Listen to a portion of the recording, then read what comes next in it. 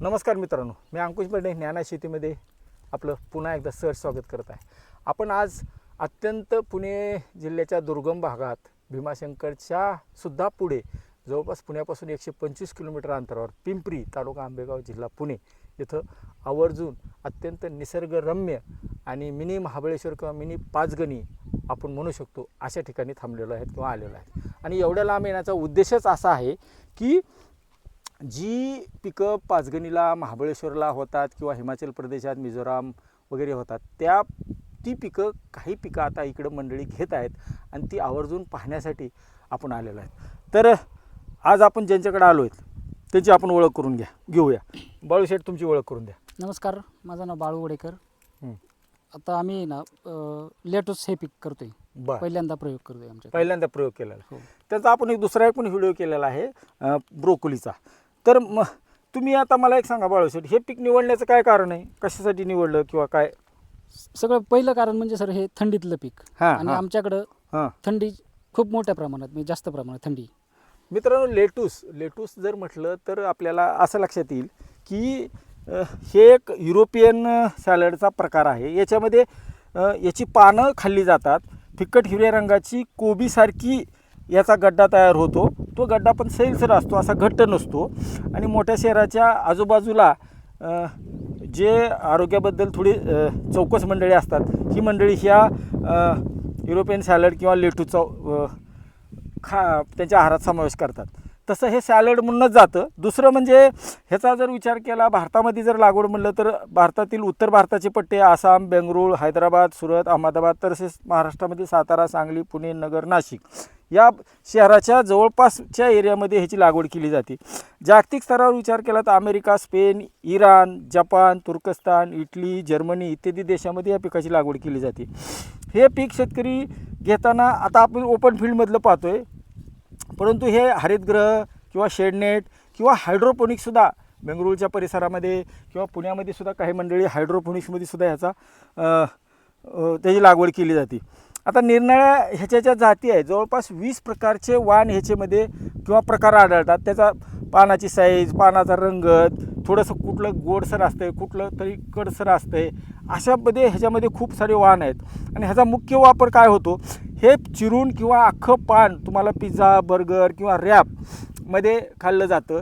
आणि हे सॅलड म्हणूनच आहारामध्ये ह्याच्यामध्ये मोठ्या प्रमाणात वापर होतो. तर लेटूसमध्ये तसं आरोग्याच्या दृष्टीनं काय काय असतं आहे, तर आरोग्याच्या दृष्टीनं फॉस्फरस आहे, सोडियम आहे, गंधक आहे, मॅग्नेशियम आहे, जीवनसत्व अ, B6, क, ई आणि के प्रथिनं आणि के1 असतं जीवनसत्व. प्रथिने, कर्बोदक ते म्हणजे कार्बोहायड्रेट आणि स्निग्ध पदार्थ आणि तंतुमय पदार्थ म्हणजे फायबर असतात. तसं हे त्यामुळं याला सुपर फूडसुद्धा म्हणलं जातं बऱ्याच ठिकाणी. तर आता ह्याच्यामध्ये जर प्रकार जर पाहिले आपण मित्रांनो, तर याच्यामध्ये आपल्याकडे जे लावलं जातं ती मेजर आहे ते आईसबर्ग किंवा लेटूस असतं. हे परदेशात आणि भारतात याच प्रकारामध्ये सगळ्यात जास्त लागवड होती. यामध्ये जास्त घट्ट न झालेला कोबीसारखा गड्डा असतो. पानाच्या कडा कुरतडल्यासारख्या असतात. पाणी अतिशय कुरकुरीत, चवीस, गोड, रसाळ आणि पातळ पाणी असतात. आणि पान तोंडात टाकल्यानंतर डायरेक्ट ते पान त्याचा कुरकुरीतपणा अनुभवता येतो आणि ते विरघळतं रसाळ असल्यामुळं. तर अशा प्रकारचा हे एक आईसबर्ग लेटूस असतो. त्यानंतर बटर हेड लेटूस आहे. आणि आणखीन जवळपास जगामध्ये 20 प्रकारच्या लेटूसच्या प्रजाती तुम्हाला आढळतील. बटर हेडमध्ये तर तुम्ही जर खाल्लं तर ते बटरमध्येच खाल्लं जातं आणि बटर खाल्ल्यासारखं तुम्हाला त्याचा फील येतो. तर असं हे लेटूसबद्दल थोडी प्रस्तावना जर विचार केला तर आपण तेवढं आपल्याला बोलता येईल. आता हे थंड हवामानाचं प्रदेशातलं पीक आहे. ह्याची लागवड आपल्याकडं रब्बीमध्ये केली जाते आणि काही भागामध्ये आपल्याकडं लेट रब्बीमध्ये किंवा महाबळेश्वर, पाचगणी या एरियामध्ये लेट रब्बीमध्ये सुद्धा केली जाते. त्याच्यात जर म्हणलं तर थंड आणि कोरडं हवामान आवश्यक असतं. रब्बी हंगाम मुख्य आहे. 15 ते 18 डिग्री सेंटीग्रेडमध्ये चांगली वाढ होती. 26 डिग्री सेंटीग्रेडपर्यंत सुद्धा आपल्याला ते वाढवता येतं. पण त्याच्यावरती जर गेलं तर आपल्याला त्याला फुलं येऊ शकतात किंवा त्यामुळे आपल्याला त्याची चव कडवट होती. पानात शेंडे करपतात तापमान जर जास्त झालं तर. असं एकंदर हवामानाला सेन्सिटिव्ह असं हे पीक आहे. आणि त्यामुळं ज्या भागामध्ये वाऱ्याचं प्रमाण कमी आहे, थंडी चांगली टिकती आणि मोठ्या प्रमाणात पश्चिम घाटाच्या एरियामध्ये ह्या पिकाची मोठ्या प्रमाणात लागवड केली जाते. तर आपल्यासोबत जी बाळूशेठ आहेत, तर तुम्ही हे वर्षी निवडण्याचं कारण पहिलंच वर्ष करताय आपण, पहिलंच वर्ष करतो. तर यांना रोटरी क्लबनं अनुदानात रोपं दिलेली आहेत. आपण त्यांचंही धन्यवाद आपण मानतोय आणि ते बाकीचे त्यांना निविष्ठा जे आहेत खतं वगैरे सुद्धा देणार आहेत. तर ह्या आदिवासी पट्ट्यामधल्या शेतकऱ्यांना काहीतरी नुसतं भात आणि त्याच्यावर काही त्यांची आर्थिक परिस्थिती सुधारणार नाही असं गृहीत धरून शासन तसेच इतर काही सामाजिक संस्था काम करून ही लोकांनाच आर्थिक उन्नती कशी करता येईल यासाठी हा प्रयत्न सगळा करतायत. आणि आपण सुद्धा आज जाणीवपूर्वक एवढ्या लांब येण्याचं कारणच ते आहे की ही मंडळी जी आहे सगळी करणारी यांच्यापर्यंत तांत्रिक ज्ञानाच्या शेतीचं माध्यमातून ह्यांना ज्ञान जावं एवढ्यासाठी आपण हा प्रयत्न करतोय. आता ही तुमची जमीन कशी आहे? मध्यम हो. हलकी ती मध्यम आहे. हो. याला हलकी ती मध्यम परंतु उत्तम निचऱ्याची जमीन पाहिजे. तसं लावायचं म्हणलं तर उन्हाळ्याचे 1-2 महिने सोडले, एप्रिल मे, तर आपल्याला कधी ह्याची लागवड करता येते. कारण याच्यामध्ये बरेच वाणसुद्धा काही खाजगी उत्पादकांनी तयार केलेले आहेत, त्याच्यामुळे त्याची वर्षभर लागवड करता येते. मग आता लागवडीच्या वेळेस जमिनीचा सामोसुद्धा थोडा आम्लधर्मी म्हणजे 5.8 ते 6.6 असावा, जो की पश्चिम घाटातल्या कोकणातल्या जमिनीचा आहे. लालसर माती जी असती, पोयटेची माती जी असती, हलकी माती जी असती, त्याच्यामध्ये हे लागवड करायला पाहिजे. लागवडीच्या अगोदर मशागत काय केली? भात काढला होता नंतर? नाही, हे सर आपलं आहे ना, हे धरणाची जमीन आहे. बरं गाळपेरा आहे. गाळपेरा पूर्ण, त्यामुळं याच्यात आधी काही लागवड नाही. बघा मित्रांनो, गाळपेरा इथं आपण डिंबे धरण आहे, हो. 12 ते 14 किलोमीटर त्याची मुख्य भिंत आहे. आणि हा जो आपण उभा राहिलो हे पावसाच्या पाण्यात ज्यावेळेस हो. पूर्ण धरण भरतं त्यावेळेस हे सगळं पाण्याखाली असतं.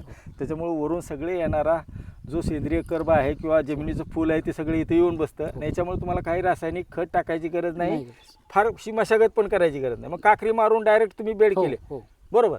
आता आपण जी लागवड करताना म्हणतो की बेडवर लागवड का केली नाही तुम्ही, किंवा पहिलं असल्यामुळे माहीत नव्हतं?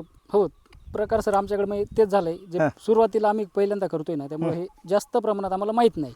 तर याच्यात आम्हाला थोडक्यात जे असं करा बाबा, असं केल्यावर असं होईल. आपला उद्देशच हो, आपला उद्देशच एवढ्या लांब येण्याचा तोच होता की 2 फुटाची बेड करायची आणि 30 बाय 30 मध्ये एक लॅटरल टाकायची ड्रीपची, ज्याचं 16 ते 18 mm ड्रीपची लाईन असावी आणि दर 1 फुटावर 2 लिटरचा डिस्चार्ज असला तर तुम्हाला पाणी जरी असलं तर तसं आता हे पाणी देणं आणि ड्रीपनं पाणी देणं, ठिबकला सुद्धा सबसिडी आहे. 2 फुटाचा बेड करायचा. आणि बेड करायचं म्हणजे काय, दर 2 फुटाला एक चारी काढायची किंवा सरी काढायची, झाला बेड.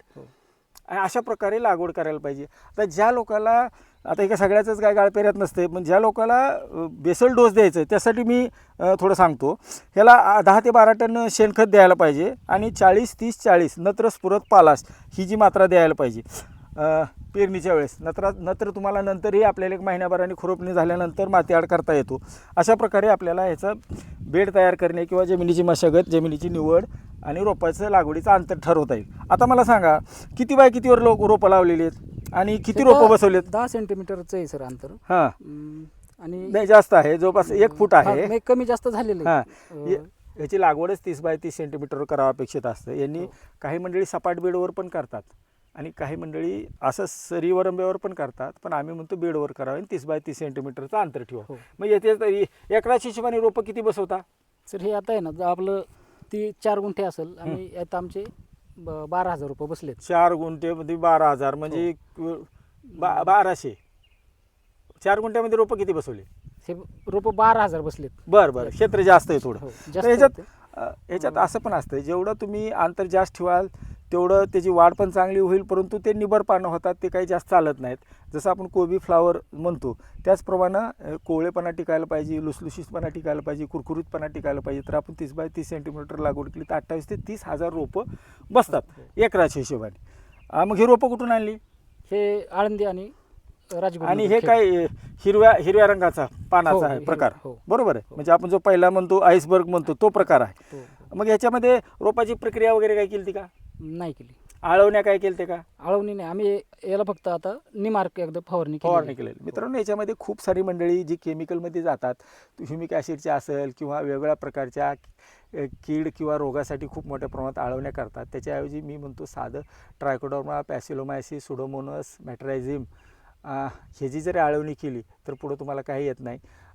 त्याच्यामुळं केमिकल न टाकता, कारण हे खाताना सुद्धा आपण एकदम फ्रेश खाणार आहे, याला काही भाजून किंवा शिजवून खात नाही आपण, त्यामुळं खाणाऱ्याच्या सुद्धा आरोग्याचा विचार करून आपण ह्याच्यामध्ये जैविकवर जायला पाहिजे. तसं थंडीच्या हंगामात घेतलं तर फारशी कीड आणि रोग पण येत नाही. त्यामुळं आळवण्या करायच्या तर जैविक जीवाणू किंवा सूक्ष्मजीवाच्या कराव्यात. त्याच्यानंतर खुरपण वगैरे काय केलं? खुरपणी करायची सर. आता एक यायला ना हां, किती दिवस झाले ह्याला लागून करून? 14वा दिवस आहे. 14वा दिवस आहे. अजून एक 8-10 दिवसांनी आता तण दिसायला लागले तुम्हाला. त्याच्यात तुम्ही त्याच्यानंतर मग पुन्हा काय खत वगैरे देणार का? खत नाही सर. खताचा प्रमाण म्हणण्यापेक्षा आम्ही ते वापरतच नाही, मी तरी वैयक्तिक. बाळूशेठचं वैशिष्ट्य आहे की ते सगळं काही सेंद्रिय करतात, काहीही रासायनिक वापरत नाही. गाळपेऱ्याची जमीन आहे त्यांची आणि तसा हा व्हर्जिन जमिनीचा म्हणजे फक्त भात खचरात घेतलं जातं आणि त्याच्यानंतर डायरेक्ट भाजीपाला घेतला जातो. त्यामुळं त्यांना काही तशी फारशी आवश्यकता पडत नाही. मग आता ह्याच्यात फवारणीच्या देतात त्यास काही खत वापरता का? नाही, खत नाही वापरत. काही ज्या मंडळींना ड्रिपवर करायचं आहे, ज्यांना केमिकल वापरायचं आहे, त्यांनी एक 15 दिवस, तसं 70-80 दिवसाचं पीक आहे, तर त्या 20 ते 21 दिवसाचं रोप लागल्यानंतर एक 15 दिवस त्याला वाढू द्यावं. एखाद दुसरी जैविकची आळवणी करावी. त्याच्यानंतर 12व्या-15व्या दिवसानंतर 19-19 असेल, 1261 असेल, 1340-13 असेल किंवा 13-045, शेवटच्या टप्प्यामध्ये 0052 किंवा पोटॅशियम शोनाईटची 5 ग्रॅम प्रति लिटर पाण्याप्रमाणे आपण फवारणी घेऊ शकता किंवा ठिबकमधून सुद्धा एकरी 2 ते 3 किलोच्या आसपास सोडू शकता. आणि बेड जर चांगला भरला असेल तर त्याची गरज पडत नाही. आता ह्याच्यावर जर विचार केला, हे झालं आपण खताचं फवारणीचं. ह्याच्यावर कीड आणि रोग कुठले येते? कीड सर एक खोड कीड आहे याला. हां हां ती त्याचाच आम्हाला आतापर्यंत आहे पाहिलं आपण. ह्याच्यामध्ये खोड पोखरणारे आळी, ज्याला आपण मस्सा किंवा काळी आळी म्हणतो आपण, त्यांचा प्रादुर्भाव यांच्याकडे जास्त होतो.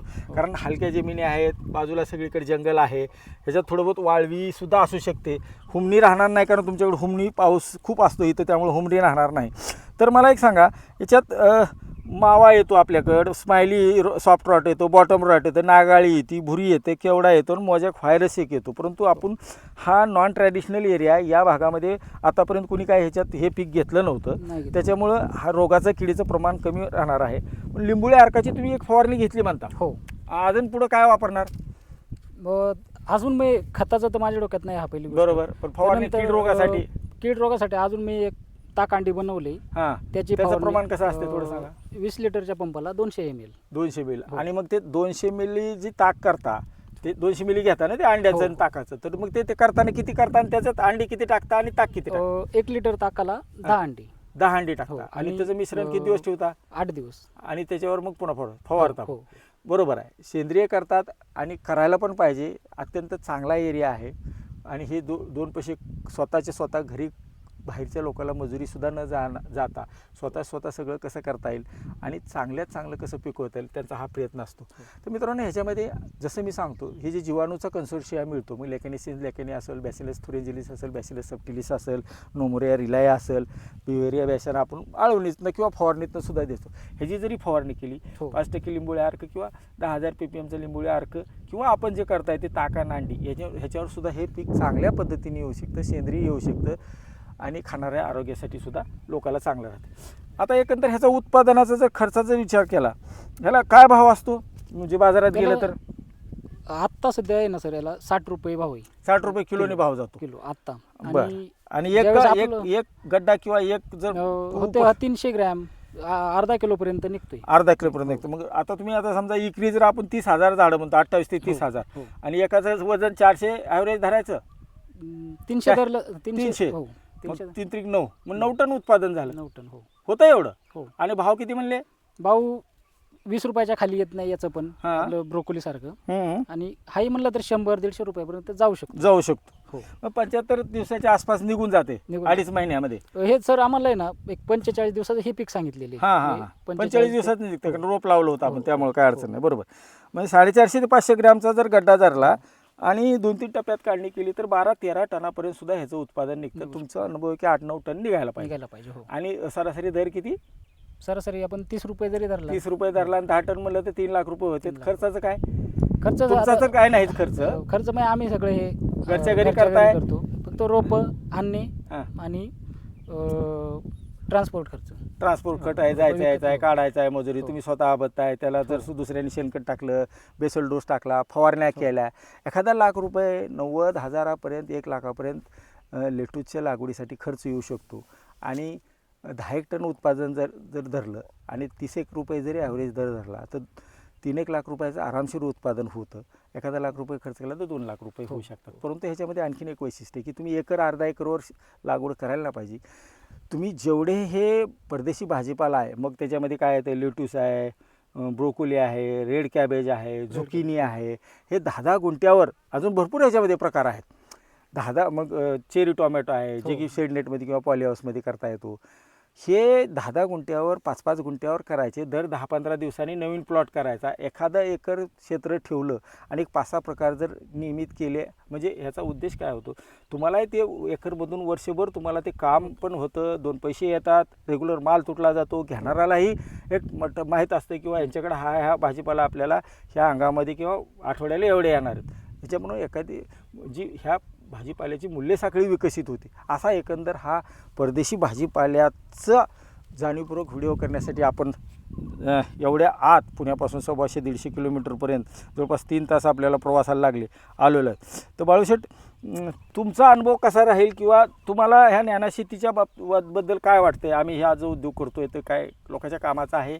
100% सर. हां, पहिली गोष्ट म्हणजे मलाच आता जे तुम्ही काही गोष्टी सांगितल्या ना ते मलाच माहीत नव्हत्या. बरोबर. आपला उद्देशच तो असतो तुमचा तर मला ऐकायचा. आता तुमच्याकडनं काही गोष्टी शिकायला भेटल्या, ऐकायला भेटल्या, तर ते नक्की मी 100% त्या आता मी प्रयोग करेल यात. ज्ञानशेतीचा ज्यावेळेस आणि- व्हिडिओ येईल हा, त्यावेळेस त्याच्या खाली डिस्क्रिप्शन लिंक येईल आणि मग तुम्हाला लेटूसबद्दल सविस्तर 8-10 पानाची माहिती मिळेल. हो, कसं असतंय, लिहिणारा वाचणारा शेतात जाईना आणि शेतातला लिहायचं वाचायचं विसरून गेला. मग आपला उद्देशच आहे की ज्यांनी शेतात काम करतो त्यांनी लिहावं वाचावं आणि ज्यांनी लिहितं वाचतं त्यांनी शेतात जावं. असा जर संगम केला तर मला वाटतं नक्की शेती फायद्याची होईल. त्याचसोबत आरोग्यदायीसुद्धा होईल. बाळूशेठ, आपण वेळ दिला त्याबद्दल ज्ञानशेती ज्योतीने मी आपलं धन्यवाद म्हणतो. नमस्कार.